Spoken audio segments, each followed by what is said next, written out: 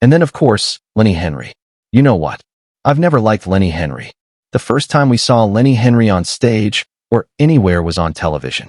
I think it was Opportunity Knocks or New Faces, where there was a man bent over a pram with a beret on, and he was black and wearing a raincoat with a belt. You could see him from the back, and he said, "Oh, Jessica, who's going to see the Queen on Christmas Day then?" "Oh, Betty." He turned around, and it was the blackface laugh. That was it. That made Lenny Henry a star. And then, of course, he said, "I shouldn't have done that. I shouldn't have gone with a black and white mistress." He had gone to the opening of a bloody envelope like all celebrities would, just to make themselves famous. Now he's famous. Does he regret it? No. He says he regrets it because he's doing a bit of virtue signaling. Lenny Henry was always just a bloke from the Midlands. You know what I mean? A comic. He wasn't very funny, but he was black, and he did Trevor McDonough and Tiz was, and he was a likable little lad. And then, of course, when he met all that lefty mob from the young ones, didn't he marry that big girl Dawn French? I think she's brilliant. She can deliver a line. Don't you worry about that. And then Lenny realized he was black and a lefty, and all the money from comic relief. We're raising money for Africa. Bloody Africa, Lenny. You come from the Midlands. If you want Africa, go live in Handsworth. What's got generic into trouble now? Yeah, there's no white faces in bloody Handsworth. How's that racist? Is it the right-wing bigots that are forcing millions of black faces into Handsworth? I did Handsworth Horticultural Club years ago, 1975. There were a few white faces there. In fact, it was all white faces. I was on stage there, and someone came up while I was performing, seriously, on this big tall stage, talking to this working man's club. Someone pulled my trouser leg. I said, "Yeah?" He said, "Yeah, Jim Davidson?" I said, "Yeah." He said, "It's a telephone call for you at the front." For God's sake. Anyway, Lenny now wants black people to be paid for slavery. Len, piss off. Absolutely ridiculous. What an opportunistic move. If you've got nothing else to do, Len, try and learn some jokes. Learn to be funny. Learn to be funny without that self-satisfied grin after every line you deliver. We're not mates, Lenny. We'll never be mates. It's not because you're black. It's just because you're Lenny. You are Lord Lenny, or whatever you're going to be next week. You keep going. You're doing well, mate. But for God's sake, if you really think we need some money back from the Vikings or from the English that plundered my family in Scotland, that's ridiculous. Go out on tour then. I think the last time you went out on tour, you could throw a hand grenade into the audience and not hurt anyone. But there you go. I suppose you've got to do something to get yourself in the papers. British comedian Jim Davidson has launched a blistering tirade against fellow entertainer Sir Lenny Henry, reigniting decades-old tensions within the comedy world over race, class, and political correctness. Speaking in a recent recording, Davidson dismissed Henry as never funny and accused him of virtue signaling about his past work in blackface, comments that have since sparked widespread backlash.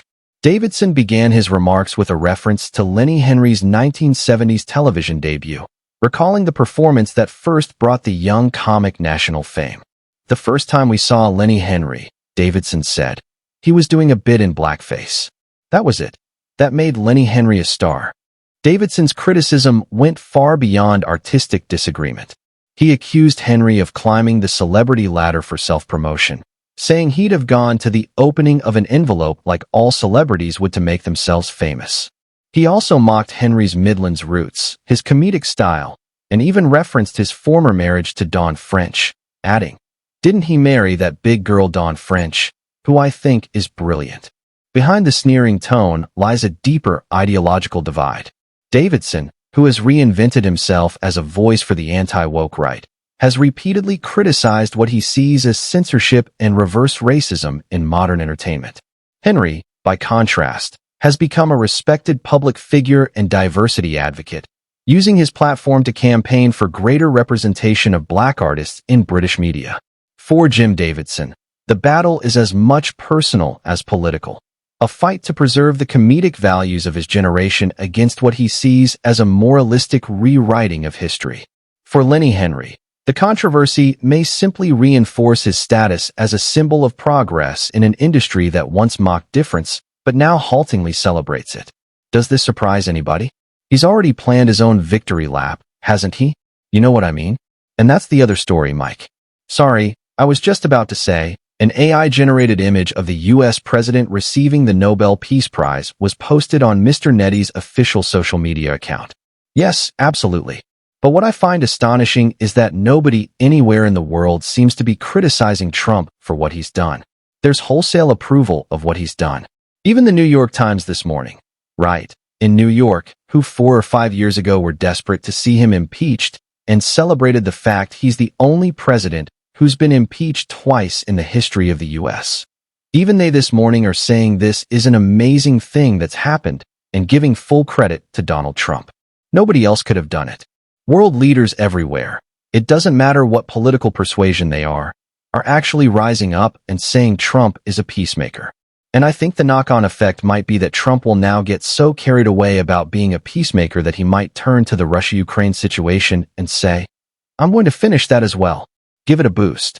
But there's another little piece here about Gideon Saar, who's Israel's foreign minister, who said he now hopes there will be an expanded circle of peace in the region through diplomatic agreements with Arab nations. Actually, you're talking about Ukraine and Russia. My goodness, wouldn't that be fantastic?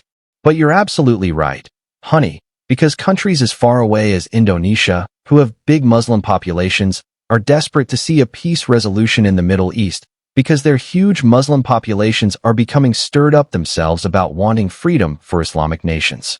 So this is really great news for the whole world, isn't it? If you can settle down the Middle East. Even Turkey apparently now gave their blessing to this, and they've been a stumbling block in the past.